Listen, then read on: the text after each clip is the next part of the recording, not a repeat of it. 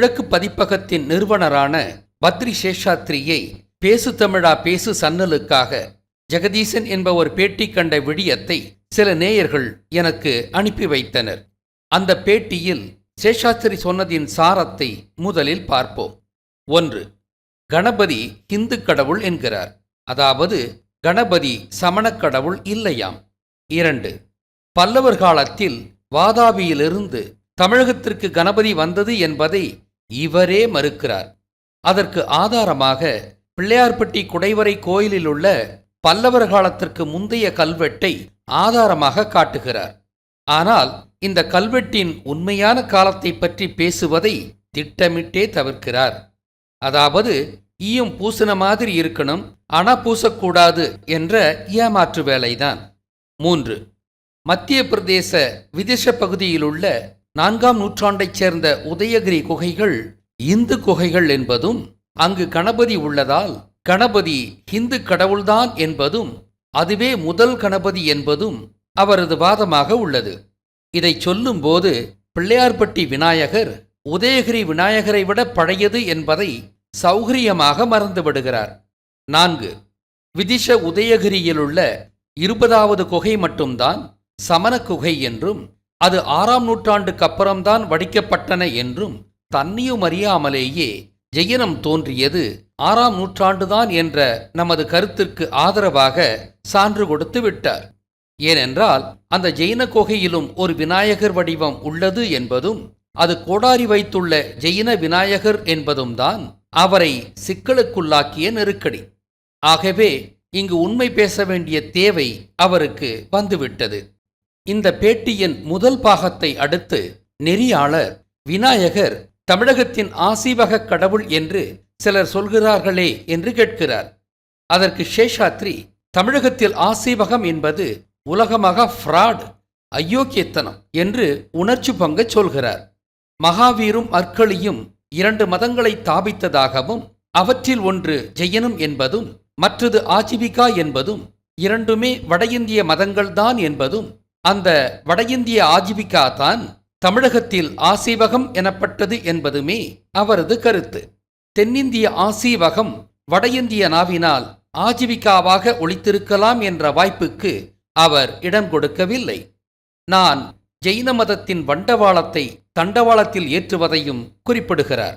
ஒருத்தர் ரூம் போட்டு யோசிச்சு பேசிக்கொண்டுள்ளார் என்று என்னை மறைமுகமாக அடையாளங்காட்டுகிறார். அவர் நிறைவாகச் சொன்னது 4ஆம் நூற்றாண்டின் குப்தர்கால விதிஷ உதயகிரி கணபதிதான் முதல் கணபதி என்பதும், 5ஆம் நூற்றாண்டு இறுதியின் சாளுக்கியர்களின் வாதாபி கணபதி 2ஆம் விநாயகர் என்பதும், 6ஆம் நூற்றாண்டின் பாண்டியர் கணபதி 3ஆம் விநாயகர் என்பதும் தான். இதன் மூலம் வாதாபியிலிருந்து வந்தது என்பதை மறுப்பது போல பாசாங்கு செய்து மீண்டும் வடநாட்டிலிருந்து வந்ததுதான் கணபதி என்று நாட்டத் துடிக்கிறார்.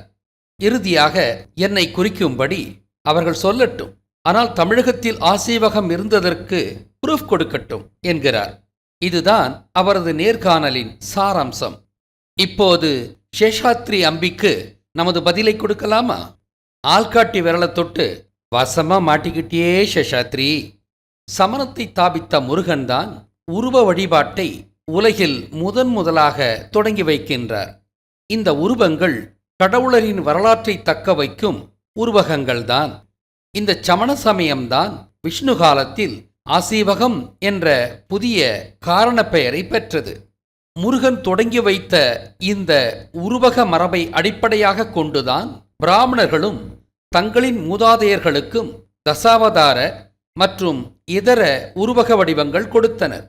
அப்படி வந்ததுதான் உதயகிரி குகைகளில் உள்ள வராக அவதாரம், மகிஷாசூர மர்த்தினி எனும் துர்க்கையை குறிக்கும் உருவகம் எல்லாம். இவை எந்த மதத்தையும் சாராததும், அதேவேளை பிராமணர்கள் தம் வரலாறு சொல்லும் உருவக வடிவங்கள்தான். ஏனென்றால் பிராமணர்கள் 4ஆம் நூற்றாண்டு வாக்கில் கடைபிடித்த அரசு மதம் என்ன தெரியுமா சேஷாத்ரி? அது மகாயான பௌத்தம்தான். புஷ்யமித்ர சுங்கன் எனும் பிராமணன் ஒரிஜினல் சாக்கிய பௌத்தத்தை கிமு 1ஆம் நூற்றாண்டில் வதம் செய்து அழித்த பிறகு அதன் போலியாக கிபி 1ஆம் நூற்றாண்டில் உருவாக்கப்பட்ட பிராமண பௌத்தம்தான் மகாயான பௌத்தம்.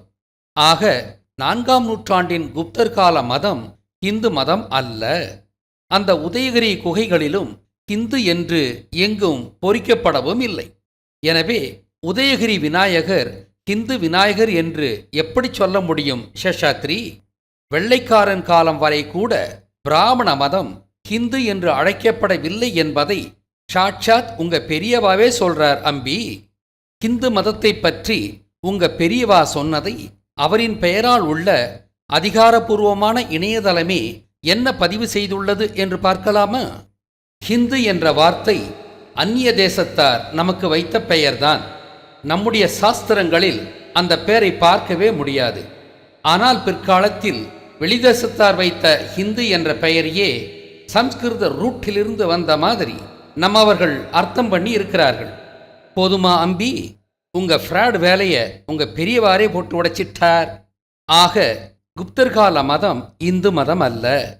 ஆதிசங்கரன் தான் இன்று இந்து என்று அறியப்படும் ஒரு மதத்தை 8ஆம் நூற்றாண்டில் தாபித்தான். அதன் பெயர் சனாதன மதம் என்பதும் அது கூட தமிழ் பெயர்தான் என்பதும் நீர் அறிந்ததுதானே. அதை அகில இந்திய மதமாக்குவதற்காக ஆதிசங்கரன் வட இந்தியாவில் குமரில பட்டரிடம் விவாதம் செய்ய போகிறானாம். ஆனால் அவனோ தான் மகாயான பௌத்தம் பாவித்த பாவத்தை கழுவ அக்னிக்கு இரையாக இருந்ததால், அதாவது செல்ஃப் இமோலேஷன், மந்தர மிஸ்ராவிடம் ஆதிசங்கரனை போகச் சொல்கிறானாம். மந்தர மிஸ்ராவும் ஆதிசங்கரனும் சமய விவாதம் செய்ய மந்தரமிஸ்ராவின் மனைவி பாரதிதான் நடுவராம். இதில் ஆதிசங்கரன் வென்றதால் மந்தரமிஸ்ரா சந்நியாசம் மேற்கொண்டு ஆதிசங்கரனின் சீடராகி சிருங்கேரி மடத்தின் முதல் சீர் ஆனானாம். இதில் இன்னும் துணைக்கதைகளும் நிறைய உண்டு. அவற்றை பற்றி பேசினால் விடியம் நீளும். ஈரை பேணாக்கி பேணை பெருமாளாக்குவது பிராமணரின் வழமைதானே. ஆக இது பிராமணன் வழக்கம் போல சொல்லும் கப்சா கதைகளில் ஒன்றுதான். இந்த கதை சொல்லும் மறைமுகச் செய்தி என்னவென்றால், வட இந்திய பிராமணர்களில் ஒரு பிரிவினர் உயிர்களை யாகத்தில் பலியிட்டு உண்ணும் மாமிசம், அதாவது மிமாம்சம் ரிச்சுவல் செய்பவராகவும், இதைத்தான் ஆர்த்தடாக்ஸ் ஹிந்துயிசம் என்று வேண்டுமென்றே தவறாக சொல்கின்றனர். மற்றொரு பிரிவினர் பிராமண மகாயான பௌத்தம் தழுவியவராகவும் இருந்தனர் என்பதும், இந்த இரு பிரிவினரையும் ஆதிசங்கரன் தான் ஆசிவக கடவுளரை திருடி புதிய கப்சா புராணங்களோடு உருவாக்கியுள்ள பல கடவுளர் கொண்ட புதிய சனாதான மதத்திலுள்ள பொருளாதார லாபத்தையும் தங்களின் நாசகார சதிகளையும் விளக்கி அவர்களையும் ஏற்க வைத்து இந்தியாவெங்கும் 4 மடங்களை அமைத்து அனைத்து இந்திய பிராமணரும் இந்திய மக்களைச் சுரண்டி வசதியாக வாழ வழிவகுத்தான் என்பதுதான். சரிதானே சேஷு? பிறகு எப்படி உதயகிரியில் விநாயகர் சிற்பம் வந்தது என்கிறீரா? அசோகர் காலத்தில் ஆஜீவிகாவிற்காக பராபர் குகையை அவனது காலத்தில் அமைத்து கொடுத்தான் என்பது உமக்கு தெரியும் தானே. ஆனால் அது ஆஜீவிகா அல்ல, ஆசீவகம்தான். வட இந்திய நாவினால் ஆசீவகம் என்று உச்சரிக்க முடியாததால் அப்படி அழைக்கப்பட்டது. அதே அசோகன் பிறகு ஆசீவகர்களை வதம் செய்ததால் பல்லாயிரக்கணக்கான வட இந்திய ஆசீவகர்கள் சரவண பெலகோலாவிற்கு தப்பி வந்தனர் என்பதும் தெரியுமா சேஷாத்ரி? இதன்படி உதயகிரி குகைகள் கிமு 300இன் பராபர் குகைகள் போலவே பழைய ஆசீவக குகைகளாக இருந்திருக்கலாம் அல்லவா? உதயகிரி சமஸ்கிருத கல்வெட்டுக்களை வைத்துத்தானே இவை குப்தர் காலத்தியவை என்று எண்ணுகிறீர்? ஏற்கனவே இருந்த குகைகளில் இந்த சமஸ்கிருத கல்வெட்டுக்களை குப்தர்கள் விட்டுவித்திருக்கலாம் அல்லவா? குப்தர்கள் பிராமணர்களோ அல்லது பிராமண அடிவடிகளோதானே? போர்ஜரி செய்வதில் பிராமணருக்கு நிகர் பிராமணர்தானே. சரிதானே அம்பி? ஆகவே உதயகிரி குகைகள் ஏன் குப்தர் காலத்திற்கு முந்தையதாக இருக்கக்கூடாது? அசோகன் காலத்தியதாக கூட இருக்கலாம் அல்லவா?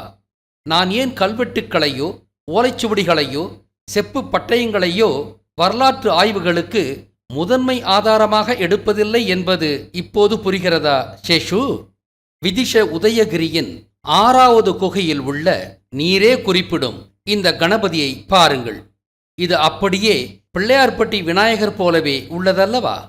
இதற்கும் அதே போன்றே 2 கைகள்தான். அவற்றில் ஆயுதங்களும் இல்லை. அதாவது இந்த கணபதி ஆசீவகர்களால் வடிக்கப்பட்ட கணபதியாக இருக்கலாம் அல்லவா? சாக்கிய பௌத்தர்களும் விநாயகரை வழிபட்டார்கள் என்பதால் இது சாக்கிய பௌத்தர்களாலும் வடிக்கப்பட்டிருக்கலாம் அல்லவா?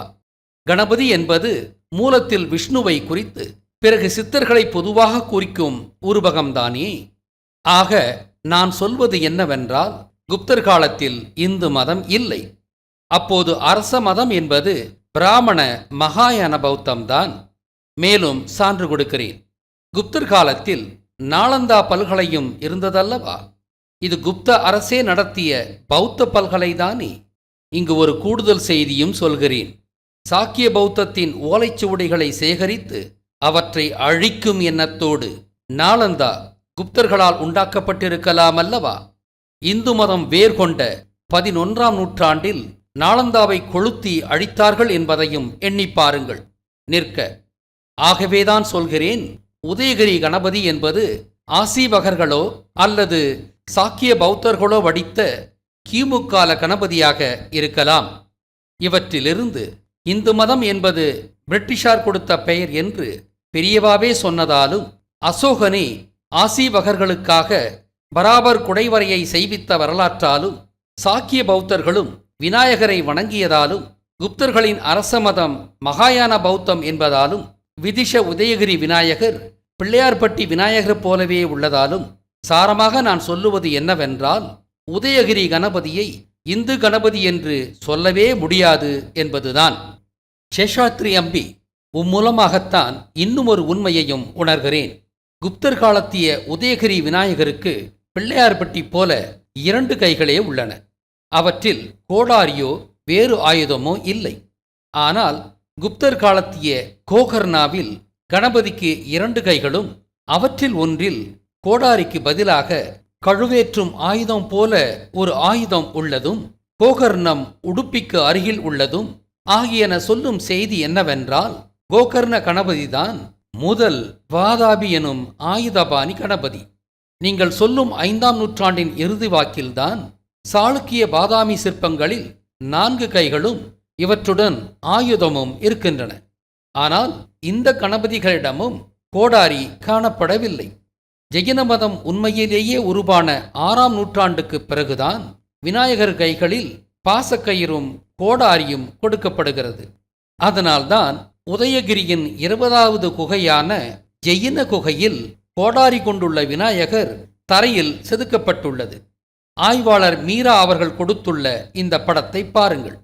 ஆக 6ஆம் நூற்றாண்டுக்கு வெகு நாளுக்கு பிறகுதான் பிராமணர்கள் பரசுராமனை கோடாரியோடு தொடர்புபடுத்தி உள்ளார்கள் என்ற செய்தியை உமக்காக நான் செய்த ஆய்வின் வழி அறிகிறேன் சேஷு.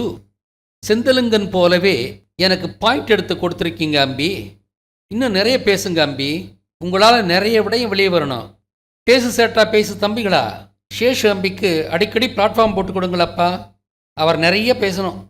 வாதாபி கணபதி என்பது ஆயுதபாணி கணபதி. இது உங்களின் வாதாபி, வில்வலன், அகத்தியர் கப்சா கதையை கொண்டு சாளுக்கியர்கள் கொடுத்த பெயர். இந்த கணபதியை கொண்டுதான் இந்த சாளுக்கியர்களின் தலைநகர் வாதாபி என்று அழைக்கப்பட்டு பிறகு பாதாமி என்றானது. அதனால்தான் பாதாமி குகைகளுக்கு அருகில் உள்ள குளம் அகத்திய தீர்த்தம் எனப்பட்டது. ஆனால் வாதாபி என்ற பெயர் மகாபாரத சகுனியை குறித்த பெயர் என்று வாதாபி, வில்வலன், அகத்தியர் கதையை கட்டுடைத்து ஏற்கனவே நிறுவியுள்ளேன். சகுனி கொல்லம் பகுத்தீஸ்வரத்தில் இரும்படித்தவன். அந்த இரும்பை கொண்டு அகத்தியமலை சித்தர்களை கழுவேற்றி கொன்றவன். அந்த அகத்தியமலை சித்தர்களை கொண்டுதான் தென்மேற்கு மூலைக்கு பிள்ளையார் மூலை என்று பெயர் வந்தது. ஆக வாதாபி கணபதி என்பது ஆயுதபாணி கணபதி என்று சகுனியைத்தான் குறிக்கிறது. வாதாபி கணபதியின் வரலாறு சரிதானே சேஷு? வாதாபியிலுள்ள கணபதி கோயிலில் கணபதியை காணவில்லையாம். அதைத்தான் சிறு தொண்டர் தமிழகம் கொண்டு வந்தாராம். அதை செங்காட்டாங்குடியில் வைத்து கோயில் கட்டினாராம். சிறு தொண்டர் என்பது 3ஆம் நூற்றாண்டின் பரசுராமன் தான் என்பதால் 7ஆம் நூற்றாண்டில் அவன் வாதாபி கணபதியை தமிழகத்திற்கு கொண்டு வந்ததாகச் சொன்னது முழு கப்சாதான். ஆனால் செங்காட்டாங்குடியில் 2 கணபதிகள் உள்ளன. ஒன்று நரமுக கணபதி, இது பரசுராமனைத்தான் குறிக்கிறது. மற்றது கோடாரி வைத்துள்ள வாதாபி கணபதி. செங்காட்டாங்குடி என்பது பரசுராமனின் பூர்வீக பூமியான இஸ்ரேலின் சிவந்த பாலைவனத்தை குறிக்கும் பெயர்தான். செங்காடு என்பது பாலை வனம்தானே. அடுத்து பிள்ளையார்பட்டி கணபதியின் காலம் குறைந்தபட்சம் 2500 வருடங்களுக்கு முந்தையது என்பதை குறிக்கும் வகையில் அங்கு தமிழி எனும் பிராமியில் கல்வெட்டு உள்ளது. விநாயகர் என்பது செட்டியார்களையும் அவர்களோடு தேசாந்திரம் சென்ற விஷ்ணுவையும் ஒரு சேர குறித்த ஆசீவக உருவகம் என்பதாலும், பிள்ளையார்பட்டி என்பது செட்டியார்களின் பூமி என்பதாலும், இதை முற்காலத்தியதாக காண்பிக்க வேண்டிய தேவை செட்டியார்களுக்கு இல்லாததாலும் இந்த கல்வெட்டு நம்பகத்தன்மை உடையது. மேலும் இதை வடித்தவர் இந்த இடத்தின் பழைய பெயரோடு தனது பெயரையும் சேர்த்து ஏக்காட்டூர் கோன் பெரும்பரணன் என்று வடித்துள்ளதும் இது மிகவும் பழைய கல்வெட்டு என்பதை நிறுவுகிறது. ஆக உலகின் முதல் கணபதி என்பது பிள்ளையார்பட்டியின் ஆசீவக கணபதிதான் என்பது புரிகிறதா அம்பி?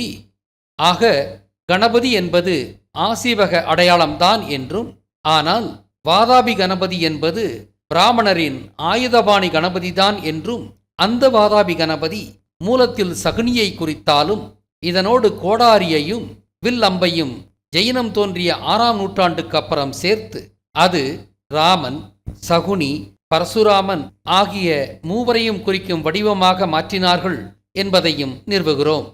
ஆக இந்த 2 கணபதிகளின் மூலத்தை அலசி நிறுவிவிட்டோம். ஆதி கணபதி என்பது 3000 ஆண்டுகளுக்கு முந்தைய பிள்ளையார்பட்டி ஆசீவக கணபதி. அந்த நமது கணபதியை இரும்படித்தவனும் பொதிகமலை சித்தர்களை கடுவேற்றியவனுமாகிய சகுனியை குறிக்கும்படி வாதாபி என்று பெயரிட்டு ஆயுதபாணி கணபதியாக 4ஆம் நூற்றாண்டு வாக்கில் கோகர்னாவில் முதல் உருவம் கொடுத்தார்கள். அதைத் தொடர்ந்து வாதாபியின் பெயரால் சாளுக்கியர்களின் தலைநகருக்கு வாதாபி என்று புதிய பெயரிட்டனர். அதைத் தொடர்ந்து உதயகிரி ஜெயின குகையில் அந்த வாதாபி கணபதியோடு கோடாரியையும் சேர்த்து அதை ராமன், சகுனி, பரசுராமர்களை ஒரு சேர குறிக்கும்படி புதிய வாதாபி கணபதியாக மாற்றினார்கள். போதுமா சேஷு? குப்தர்கள் உங்களுக்கு பங்களா கட்டி கொடுத்து அதில் ஆயிரக்கணக்கான உங்களின் ஆட்கள் கூடி கும்மாளம் போட்டு உண்டாக்கிய கட்டுக்கதைகளையெல்லாம் நான் ரூம் போட்டு கட்டுடைத்து சொல்லுவதில் தவறில்லைதானே? இறுதியில் சுய நினைவுக்கு வந்த நீங்கள் அவர்கள் சொல்லட்டும், ப்ரூஃப் கொடுக்கட்டும் என்கிறீர்கள். கொடுக்கிறோம் சேஷாத்ரி அம்பி, கொடுக்கிறோம். இந்து மதம் என்ற ஒன்று இல்லை என்று உங்களின் பெரியவாவே சொல்லிட்டார். ஆனால் எங்களுக்கு 7 கண்ணியர் எனும் சப்த கன்னிகள் ஆதியிலிருந்தே இருந்துள்ளனர். இவர்கள் பேதை, பெதும்பை, மங்கை, மடந்தை, அறிவை, தெரிவை, பேரிளம்பெண் என்று வாழ்க்கையின் 7 பருவ நிலைகளை குறிக்கும் தத்துவார்த்த தெய்வங்கள். இவர்கள் எல்லோரும் கிராமப்புறங்களில் உள்ள தமிழர்களின் குல தெய்வங்கள்தான். ஆனால் இந்த பெயர்களோடு உங்களின் இந்து மதத்தில் 7 கன்னியர் இல்லை, இல்லவே இல்லை. ஆனால் எங்களின் 7 கன்னியரை காப்பியடித்து நீங்களும் சப்த மாத்திரிகாக்களை உருவாக்கியுள்ளீர்கள்தான். அவை பிரம்மனின் மனைவியான பிரம்மி, ராமநாராயணனின் மனைவியான நாராயணி, சிவனின் மனைவியான மகேஸ்வரி, இந்திரனின் மனைவியான இந்திராணி, குமரனின் மனைவியான கௌமாரி, சாணக்கிய, பரசுராமனின் மனைவியான வராகி, சகுனியின் மனைவியான நரசிம்மணி ஆகியவர்கள்தானே அம்பி? இவற்றில் எந்த எழவு தத்துவமும் இல்லைதானே? அதாவது உங்களின் மாத்திரிகாக்களை பேதை, பெதும்பை என்றெல்லாம் வாழ்க்கையின் பருவங்களாக வகைப்படுத்தவில்லையே. மாறாக இவர்களை ஒவ்வொரு கடவுளரின் மனைவியாக மட்டும்தானே சொல்லியுள்ளீர்கள். அதனால் இவை 2ம் வெவ்வேறு பங்காளி. அதாவது எங்களதை பட்டி டிங்கரிங் செய்த உங்களது வேறு, எங்களது வேறு. உங்களதை இந்து மதம் என்று நீங்கள் சொன்னால் எங்களதும் ஒரு சமயத்தின் அங்கமாகத்தானே இருக்க வேண்டும். அதுதான் ஐயா சமணம் எனும் ஆசீவகம். தமிழரின் 7 கன்னியர் இன்று வடநாட்டிலும் கூட இல்லை. ஆனால் தமிழகத்தில் இன்றும் உள்ளனர். ஆக ஆசீவகத்தின் ஒரு கூறாகிய 7 கன்னிகள் மட்டுமே ஆசீவகம் தமிழக சமயம்தான் என்பதை ஐயன் தெரிவர நிறுவிவிட்டதல்லவா? மேலும் 2ஆம் நூற்றாண்டில் இயற்றப்பட்ட இளங்கோ அடிகளின் சிலப்பதிகாரமும் தமிழக ஆசீவகத்திற்கான ஆதாரமாக உள்ளது. கண்ணகியின் தந்தை மாநாயகன் ஆசீவக மத துறவியாவதை சிலப்பதிகாரம் இவ்வாறு வர்ணிக்கிறது. கண்ணகி தந்தை கடவுளர் கோலத்து அன்னலம் பெருந்தவத்து ஆசீவகர் முன் புண்ணிய தானம் புரிந்தரங்கொள்ளவும்.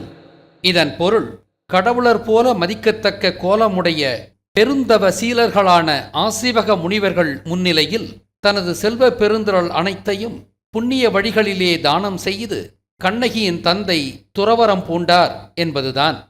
இங்கு இன்னொன்றையும் சொல்ல வேண்டும். இஸ்ரேலிய யூத பெண்ணான மாதவியோ தனது மகள் மணிமேகலையுடன் பிராமண மதமான மகாயான பௌத்தத்தில்தான் சேர்ந்தாள், ஆசீவகத்தில் சேரவில்லை என்பது தெரியுமா சேஷு?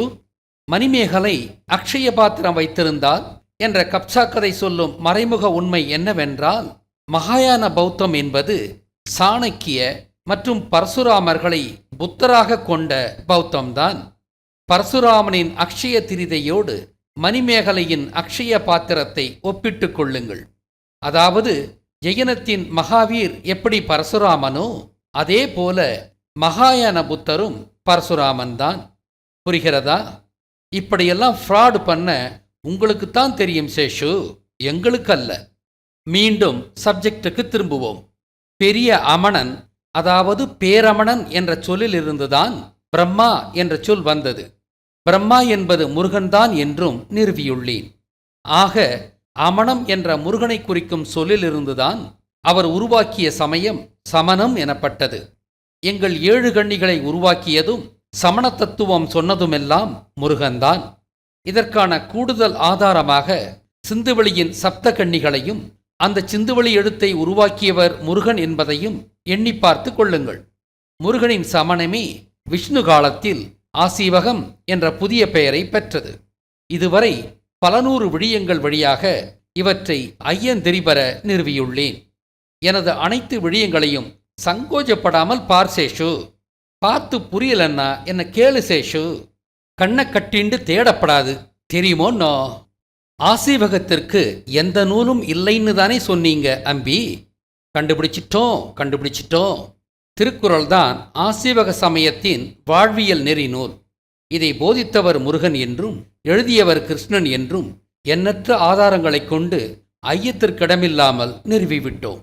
இங்கு இன்னும் ஒரு ஆதாரமாக ஒரு விசித்திரமான ஆதாரத்தை நேயர்கள் தியாகராஜனும் இன்னும் ஒரு நேயரும் கொடுத்துள்ளனர். திருவள்ளுவர் கிறிஸ்துவிற்கு 31 ஆண்டுகளுக்கு முன்பு பிறந்தவர் என்றுதானே தமிழறிஞர்கள் சொன்னார்கள். அது என்ன 31 ஆண்டுகள்?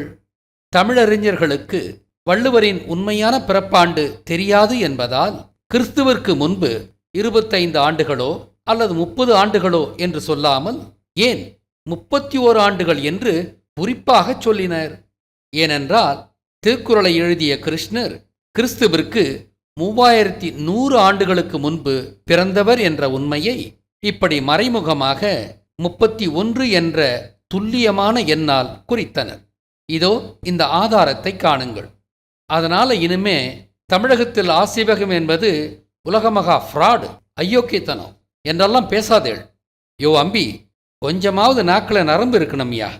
இந்த விடயத்தை முடிக்கும் முன் நேயர்களுக்கு இன்னும் ஒரு உண்மையையும் சொல்கிறோம். வாதாபி கணபதி என்ற ஆயுதபாணி கணபதி என்பது ராமன், சகுனி, பரசுராமன் ஆகிய மூவரையும் குறிக்கும் என்றேனல்லவா? ராமன் சேது கடலில் இராமாயண போரில் கொல்லப்பட்டானல்லவா? சகுனி திருநெல்வேலி போரில் இறந்தாலும் அவனின் மனைவி காந்தாரி கௌரவர்களால் அடித்து கொல்லப்பட்டு துபாய்க்கு அருகில் உள்ள பெர்சியன் கல்ஃப் கடலில் வீசப்பட்டாள். துபாய் ஹோட்டலில் ஸ்ரீதேவியின் துர்மரணம் நினைவுக்கு வருகிறதா? தூ பிளஸ் வாய், தூவாய், தூபாய், துபாய். தூ என்பதற்கு தமிழகத்திலிருந்து உமிழப்பட்டவர்கள், அதாவது தமிழகத்தின் அகதிகள் என்றும், வாய் என்பதற்கு குடிபுகுந்த இடம் என்றும் பொருள். அதனால்தானே அன்று மகாபாரத போருக்கு பிறகு போர் அகதிகளாக துபாய்க்கு ஓடியதை குறிக்க 2021 மகாபாரதத்திற்கு பிறகு இன்று துரியோதனர்களுக்கும் சகுனிகளுக்கும் காந்தாரிகளுக்கும் துபாய்க்கு கோல்டன் விசா கொடுக்கப்படுகிறது. வியப்புதானே? உலக வரலாறே ஸ்கிரிப்டட் ஹிஸ்டரி தானே? ஸ்கிரிப்ட் எழுதியவர்கள் யூதர்கள்தானே? யூதர்கள் மண்ணுலக கடவுளர்தானே? அடுத்து பரசுராமனும் ஆற்றங்கரையில் வைத்து கொல்லப்பட்டான் என்று கமலஹாசனி தசாவதாரம் படத்தின் மூலம் சொல்லிவிட்டான். நாராயணராமன் கடலில் மூழ்கியதையும் கூட காண்பித்தான். அதனால்தான் பிராமணர்கள் விநாயகர் ஊர்வலத்தை இறுதி ஊர்வலமாக நடத்துவதாகவும், மூவரை குறித்த அந்த வாதாபி கணபதியை நீரில் போட்டு அவர்களின் இறுதிச் சடங்கை ரிப்பீட் செய்த பிறகு பிராமணர்கள் குளித்துவிட்டுத்தான் வீடு போகின்றனர் என்று அறிகிறோம். இந்த பேருண்மையை பிராமணர் அல்லாத அனைவரும் புரிந்து கொள்ள வேண்டும். மக்களே, நமது ஆசீவக கணபதி கையில் எந்த ஆயுதமும் இருக்காது. பிராமணனின் கணபதி என்பது ஆயுதபாணி கணபதி ஆகிய வாதாபி கணபதிதான் என்று புரிந்து கொள்ளுங்கள். நமது சித்தர்களை கழுவேற்றிய வாதாபி கணபதியை வழிபட்டு நாசமா போகாதீங்கோ மக்களே.